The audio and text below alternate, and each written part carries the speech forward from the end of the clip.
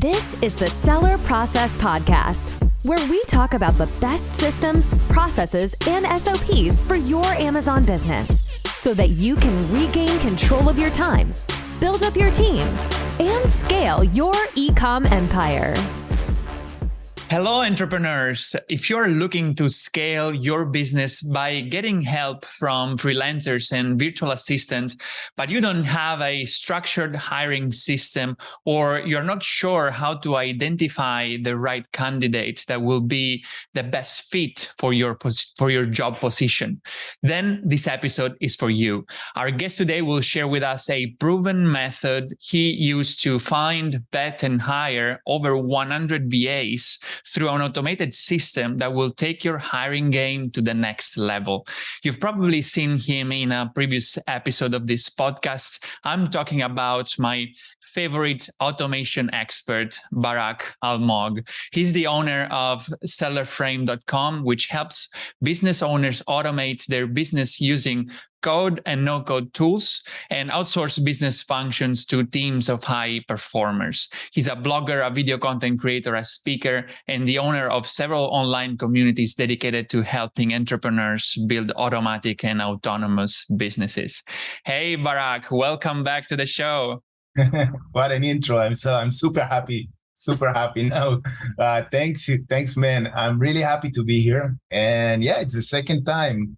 So that's kind of exciting, Things Awesome. are moving in the right direction.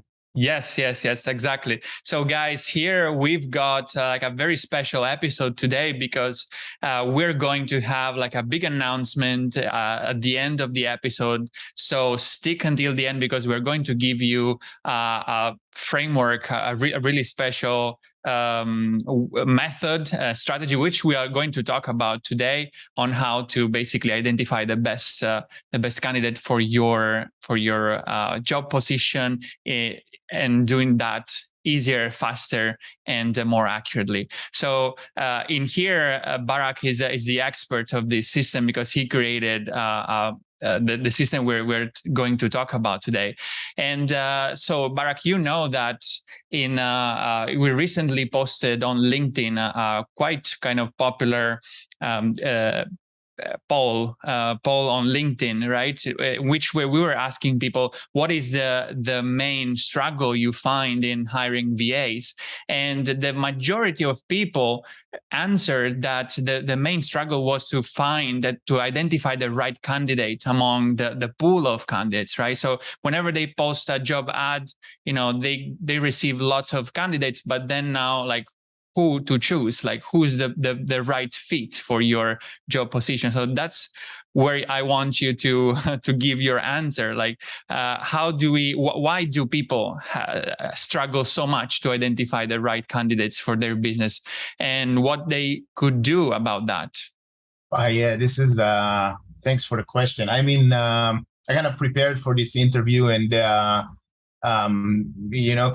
maybe discuss the talking points, and everything that's coming up are things that I experienced personally, both as someone that, I was recruiting VAs for my own business, as well as for a long time for customers. So it kind of burned into me. And you asked why people struggle so much in identifying the right candidate for their business, for whatever position. And the answer is simple, but it's not obvious. First-time employers, when they're looking at their colleagues, if I'm an employer, I'm going to look at you and you got a splendid VA. And so they see only the success stories. And they see, a highly functional VA, and they hear mostly praising from their colleague, from the other employer. So it's easy to get an impression that everyone out there are amazing.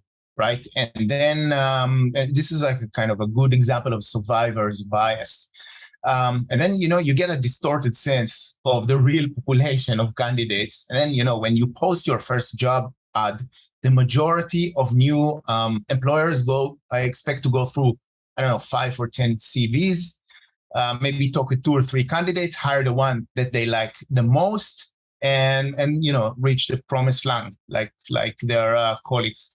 And the reality is that the vast majority of candidates are not going to be a good fit for your job.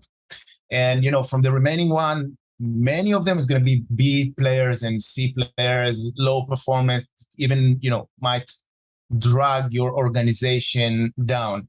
So, of course, there's a solution to it, and we're going to talk about it further down this talk. But that's mostly why that is. People expect much more from the candidates. They don't expect to go through many people. Got it. Yeah, definitely. So it's a matter of expectations, and definitely, it's gonna be our main job to find A players, because those are the ones who are going to help us in growing our business. Absolutely. So walk us through the high level process that you created to help you better identify the VAs or team members that would be the best fit for their business. And then maybe, we can go deeper in each of these steps. Right. This is, by the way, you said, I started it and you said that we're looking for an A player. And this is something that's super important to kind of emphasize. You don't want B players or C players in your organization. You always want to, aim as high as possible. Otherwise, you're planning to lose. So like I said, we cannot, we're talking about the hiring process, which is absolutely crucial for success in that. You cannot trust what most candidates write about themselves. Many job seekers and, from whatever country, I hired mostly from the Philippines, but this is something that whatever country, they are experts in prettifying their CV, painting a good picture of themselves. But we must be the judge of whether that is true. We must be the judges ourselves. So to that, we have to work with samples of information, all right? Samples of their professional ability, samples of their character, samples of their attitude, of their values. And to get those samples, I designed a hiring process, which is simple but strong. So I started, like I said, 4 years ago when I first started hiring VAs professionally, which I must kind of mention, I don't really do it anymore, only automations, but I got the expertise from that. The main steps are, first, you post a clear and concise job post that will attract the right candidates to the position and deter the rest. This is really important because, not referring to the candidates, but you want to say garbage in, garbage out. You don't get the right job post, you don't get the right people in your funnel. Then you want to do a doorstep screening, which is basically a set of criteria starting from how their profile looks, how their CV looks, what's included in that, how they communicate, right at the outset, and so on. Then, and this is super, super, super important, arguably the most important part, is send them a professional skill test that is designed to test their professional abilities and to check if they are as good as they claim they are, okay? Then you judge the result, again, based of a couple of criteria, which we're going to talk about a bit later. And finally, and that's the last step, a one-on-one interview, which is, for me, it's mostly about their character, about their value, to see if there is chemistry and to look for red flag. So that's the essence of it. Awesome. Okay, that's great. I think you just mentioned already, the main piece of this system is the skill test, right? Because that's gonna be a super powerful, way to understand who's the right fit. And I'm really talking about this super passionately, because that's how I discovered, the skill test, thanks to Barack, and he showed me his system. So I first was a user of his system, and I use it and tried to hire through skill tests, and it totally changed the game. So let's dive deep into this piece. How do we create an effective skill test, and share with us some best practices to make a good one? Yeah. Okay. Skill test is to me, it's probably the most important step in the process, all right? Especially for low-tier positions. Talking about, Amazon General VA, social media VA, PPC VAs, those people that come to mostly follow your processes. there the skill test part shines, and it's absolutely unavoidable. It needs to be as similar as possible to the day-to-day tasks. Essentially, what you're looking to see is how that person is going to perform once he's a part of your organization. Remember, we said samples of information. This is the most important sample of information. You get a glimpse of how it's going to work. So, for example, if let's take the PPC. If someone claims that they're PPC experts, and you wouldn't believe how many potential VAs, they just take some PPC course out there and then they mark themselves experts without working a day in their life in actual PPC. So you want to test that, right? And then to test that, you want to design a few questions around things that you're actually going to do, like searching for keywords, setting up campaigns, maybe optimization procedures, and maybe a bunch of theoretical questions also. Now, the best way to do it is not, by reaching into your head, trying to reinvent the wheel, remember what you do, but actually look back, right, to your passing week and check what tasks you had to perform yourself, or maybe delegate to someone in your team, and then simply put those tasks on paper. So it's actually reaching out to what's actually happening and making that a skill test. So there's really no excuse to avoid that. It's as simple as that.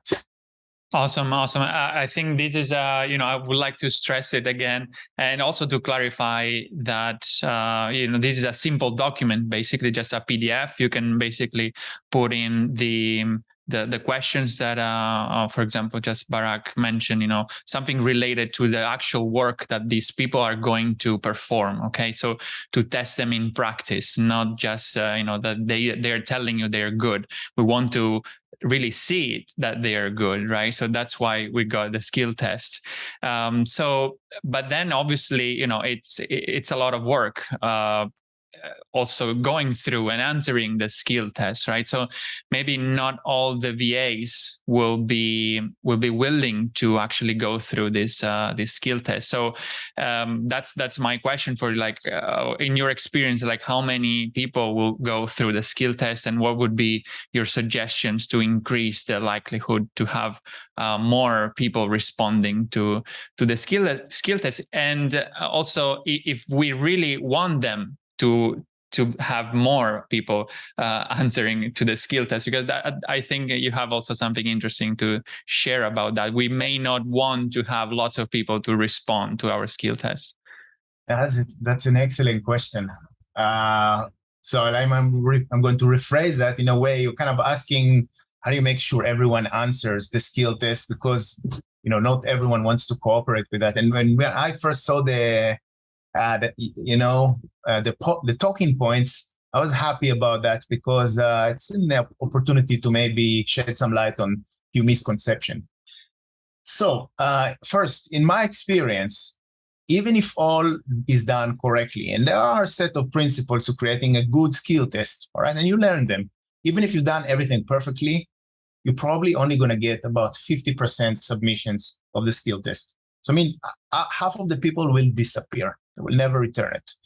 And that is a good thing, because like I said, there is a bunch of people that are unfit for the job and they apply anyway. So, and some of these people that saw the skill test and then they just disappeared, on other circumstances, if you didn't have that step, they would maybe sweet talk themselves into that position and then, not deliver as a promise. And maybe after 2 or 3 months, you're going to fire them after wasting a lot of money, energy, and, just being angry in general.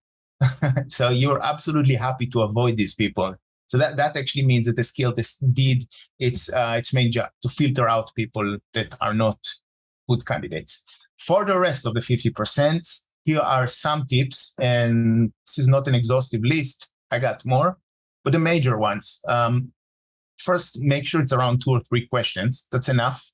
No more than 4 questions, definitely. You want to be fair. And also make sure that altogether the time is required for solving the entire test shouldn't be more than 45 minutes for a skilled candidate. Right? We're not hiring division managers. We don't want to take too much of their time.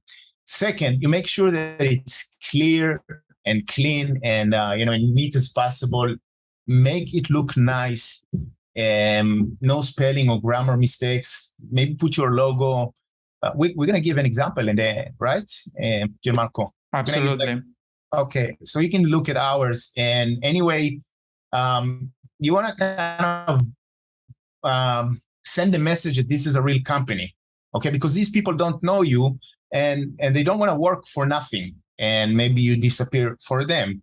So they need to know that there is an actual job behind it. By the way, in that sense, I mean, I'm already before the skill test communicating it. Tell them this is a must. It's a real job. We take it very seriously. So do it. The third one, make sure it's super clear what you want them to do. All right. Maybe even give someone of your team to read it and provide feedback. Provide fast links to resources. You don't want to waste your time Googling stuff if it's not part of the job. All right. Everything that's not part of the job, provide shortcuts. What else? Okay. And the last one is make it very clear.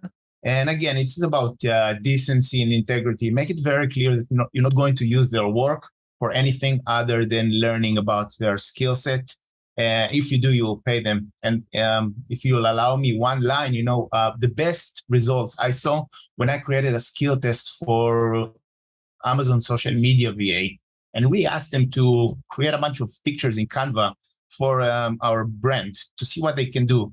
And it was absolutely important to me that, we'll never use anything of their deliverables. And if we do, I told them we're going to pay them. I guess those are the main ones. Yeah, right, exactly. So this is the last tip you mentioned. It's something I also used myself, when hiring the last two VAs in my team, and I would suggest people to implement that as well. So you just add a line in your job post to say that you're going to pay them for the time they have spent in the skill test in case they will be hired. So, they will just go through it with more peace of mind because they know that, in case they will be hired, they will get paid for this time. So they invest on it, right? But I want to add that, you want to make sure that what you said applies only to those that are hired. You don't want to pay everyone for their skill test. Right. I think this is a sacrifice that they need to do. If they are interested really in the job, they need to be able to show what they can do. So totally. Yeah, exactly.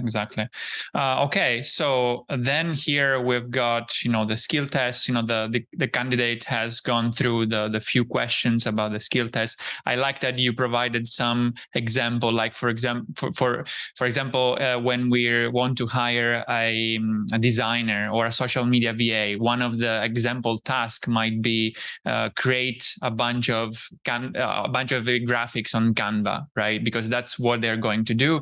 So we want to test them on that specific task. And guys, remember that always, with each episode, we provide some complementary material. So Barack is sharing with us an example framework of a skill test that you can find, in the show notes. You will add a download link in the show notes or in the YouTube description of this video. Okay, so remember, it's in thesellerprocess.com. Find this episode and you can download the skill test templates that you can use in your business. Okay, Barak. So now that we've got the skill test submission from these candidates, then how do we assess the results? Yeah, okay, that's also a good question. All of them are good questions. So I gotta say this is something on the line between art and process. That's where your professional knowledge kicks in. My assumption, again, in the context of this talk, is you are hiring for a position that you know how to do quite well, or at least you know how a good result looks like. So if you're looking for a PPC expert and you never experienced PPC in your life, there's no way for you to judge their results. You can't, assess if that person is a good fit for the job professionally. But all right, if you're looking for a designer, for example, and you don't know how to use Photoshop or Adobe Illustrator, you still know how a good design for your brand looks like. So you know how to judge good result from a bad result. So with that in mind, first thing, I look objectively at criteria like speed of submission. Right? We give them 3 days. I want to see them returning it in the first day. If they take their 3 days, that's not so good. If they take 4 days, and they're out for me. Organization, I want to see that it's organized, it looks nice, whatever it is, doesn't matter position. I want to feel comfortable looking at the submission.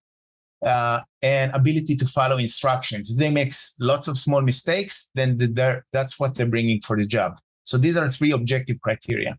Then I will qualify the professional level based on my own experience. So if that person can actually deliver or not.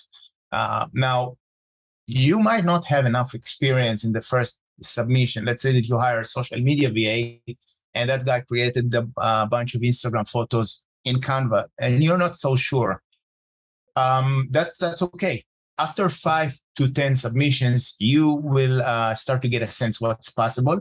What's the range of what people are submitting, what's the average level, and you learn to distinguish a good potential VA from a not so good one. And after 20 submissions, believe me, you will be experts. Maybe you can, attest to that. You already hired. You get good at it, right?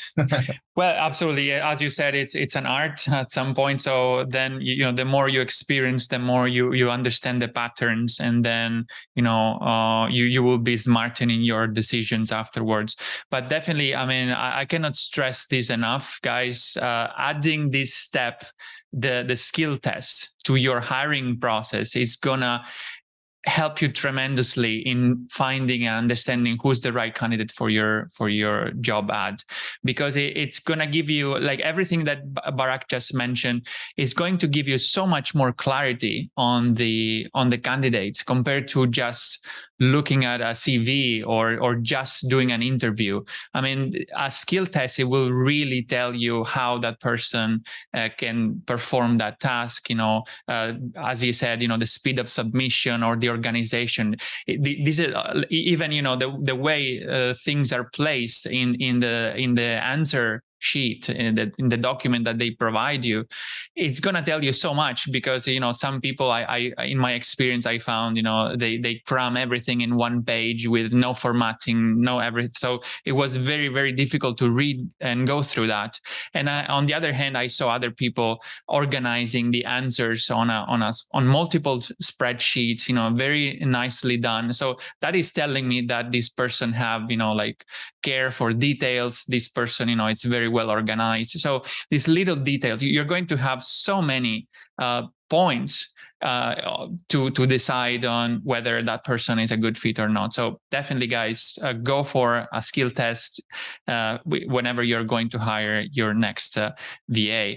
And so this is the main, basically, piece, I would say, to identify the right candidate. The second one is going to be the actual interview process. And there we could actually go through like an entire episode probably about how to create right interviews. But I just want to end this process by giving people the 2 most important pieces of the process, to evaluate and judge who is the best VA. So let's move on to that next piece, and let's give some final advice for people to understand who is the right candidates based on an interview. All right. So the next step, essentially, right? So again, for me, and you mentioned it, you said it correctly, that 80% of the impression you actually get not from directly what they answer the questions, but from everything around that. And that's super important. Moving on with the process, the next step is just a personal interview. And in my experience, few people will actually get to the last. Out of 10 candidates that I actually allowed to submit their CV in the first place, 5 will drop in the skill test. Then maybe 1, 2, or maybe 1 to 2 will get to the actual interview. not necessarily even. And I'll try to keep this one short. If that person, like I said, passed all the previous steps successfully and I'm happy with what I saw, then I will invite them to book an online chat, not a Zoom, a chat, where I'll ask a bunch of questions, both personal and professional. And I'm trying to learn about that person's values, their character, their general attitude. I want to see if there is a chemistry, a positive personality, someone I'd like to work with on a day-to-day basis. Now, here, like I said before, I'm mostly looking for red flags, which I won't go in too much into details, but I'll share with you one of the major ones that I'm looking at is when a person answers according to what they think that I want to hear. And for me, it's really irritating, because that's a huge red flag that tells me that that person is not entirely honest with me. And I eliminate them. Apart from that, I look closely at how fast they type. Remember, we do a chat. And if their written English is at a high level, this is something that I'm not, it's a deal breaker for me. And if they get my questions immediately, and if they answer fully and with complete details, and I don't need to squeeze it out of them. So there's a lot to do in that chat. Also, to learn if that person is who you want to work with. Okay. So, got it. Yeah. Yeah. So definitely lots of interesting points here. And as you mentioned, what I found that, in my past couple of interviews is that I knew already who was the best candidate for the position at the skill test level. The interview was just, the conclusion of that process, right? So I already knew who was the best one. And the interview is just a phase to confirm your initial thoughts. Okay. So that's very important. We're flipping the way, the hiring process is done. It's not the final decision. It's not necessarily taken in the interview step, but probably you will have a much better idea already in the skill test phase. Okay, so that's why I wanted to point out even further. So maybe we can have, Barack, another episode just on interviews. Maybe we can do it next time. But just to conclude on our talk here, I'd like to ask you, our signature question, what is your best advice to achieve more with less when it comes to successfully hiring a VA? Wow, yeah. Well, I got two things. First of all, I hope it's okay that I bring it up here. We actually have, I actually created a free course in Udemy that teaches the entire process. So if that's okay, we can link to that also in the description. Just something for the audience to take away. And the last thing that you said was an amazing setup for this question. You said that you already know by the interview who is likely to pass to be hired. And this is that brings me to my number one tip about hiring. All right. And I'm quite, I imagine that some potential employers won't maybe like that answer. My number one advice is to do the hiring yourselves. All right. Don't rely on third parties, recruiters. Do it in-house. Now, you don't really need to do it yourself, the business owner. After you kind of got a hold of the process, you can delegate it to one of your team members and you just oversee it, but do it in-house. And there are a couple of reasons, but first of all, no one outside of your business knows how things are done, right? What's the company culture? What are you looking for? What's the exact composition of skills that you need for a certain job? Because if I'm going to provide you, for example, a PPC VA, then I can think that I know what a PPC VA based on my business, but maybe your business operates differently. Maybe you outsource some stuff. Maybe nobody really knows what's happening in your team, in your business outside of your team. And third-party recruiters, they can have educated guesses, but they'll never get 100%. It's like a hit and miss. Apart from that, and that's brings me to what you said. Like I said, you already knew more or less who's going to be the right one. In a process, a hiring process, there is a certain element of bonding. And, when a candidate goes through that process, you kind of bond with each other. He gets used to your company. He develops some loyalty. Now, if a VA is hired by some third party or, loaned to you or you pay for hours, they'll bond with that company, not with you. And they're going to be loyal to that company.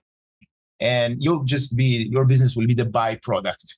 And so you do the hiring yourself. And after you've done it once and it will kind of comes into your comfort zone, you won't be dependent ever again on anyone else to do the hiring for you.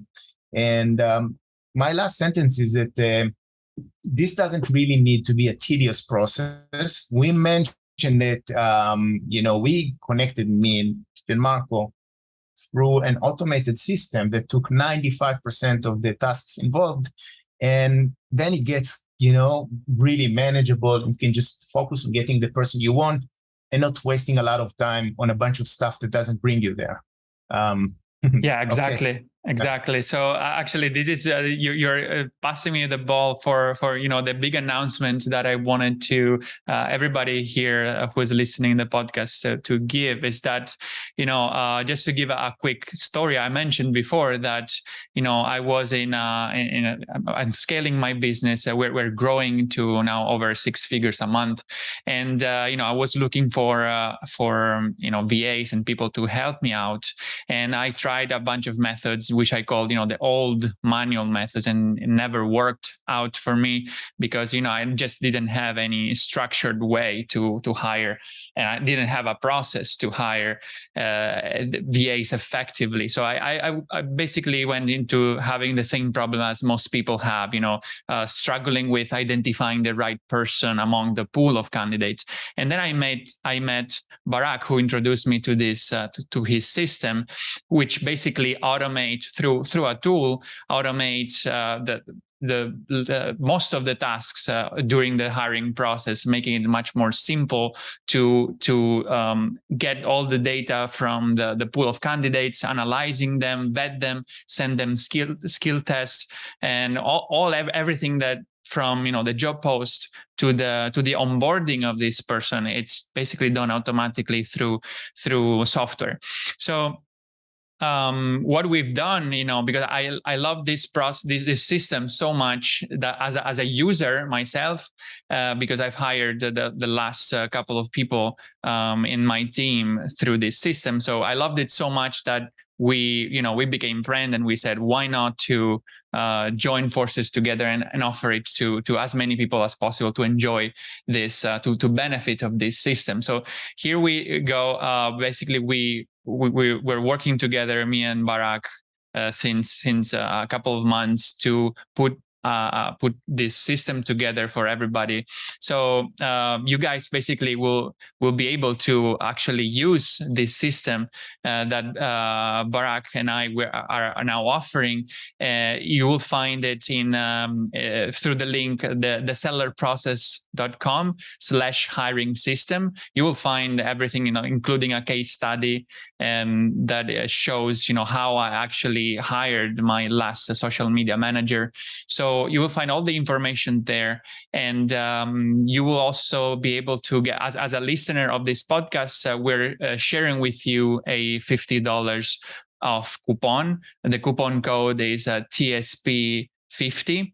Okay, so you can enjoy a $50 off. We're at launch price, guys. This is a ridiculously low price. We're going to actually increase it much more. But if you're listening to this podcast right now, you will find it's like a very, very great value for your money. And basically, it's a system that will be yours forever. I mean, it's not subscription based. It's just a one-time investment. At this time, it's $450.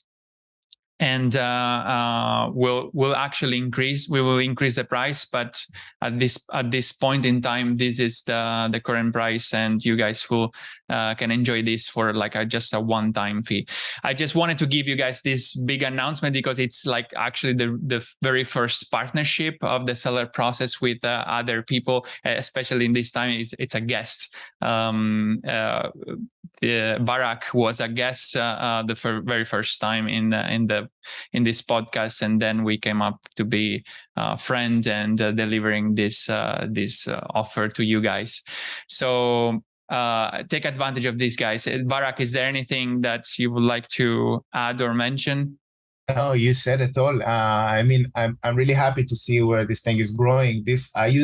I developed this system for myself. It's basically a set of automations, database. It is based on Airtable. If anyone that's listening know this software, and it's really growing nicely. And it's already in the hands of a couple of dozens of clients, and created a lot of successes, including you. And I actually, we have ideas of how to develop it. So you said everything. And if you are struggling to hire, and again, I'm going to emphasize that it's a one-time fee, and then it's yours forever. If you struggle to hire, then this thing is going to make it much, much, much, much, much easier for you. Basically, we are installing a skill in your business, and we are there. We're going to give you support 360. And because I know everything there is to know about hiring, and Gianmarco about processes. So we are there. Absolutely. Yeah, exactly. So guys, I mean, I don't want to make it seems like we're selling anything here. I'm seriously passionate about what I found, so that I wanted to share it with you guys. So just check it out and see if it could be a good fit for your business.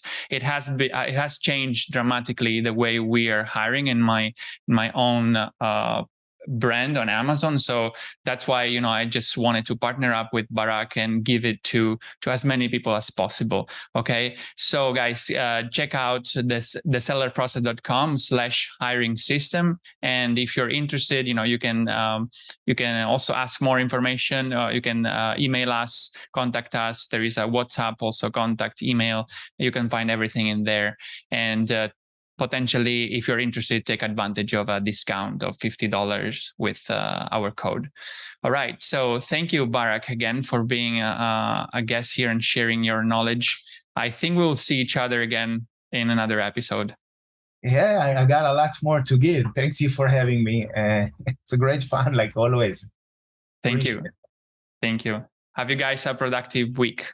See you in the next episode. Hey entrepreneurs, I hope you enjoyed the episode and learned something from the interview.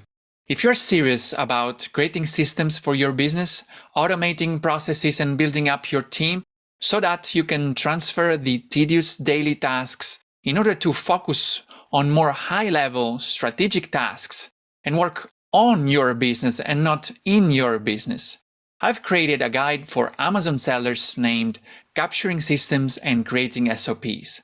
That you can find at thesellerprocess.com/systems ebook, where you will learn how to leverage systems and SOPs in your Amazon business so that you can accomplish more by working less, optimize your time, automate and delegate tasks, and reap the benefits of being a true business owner and not simply an operator in your own business.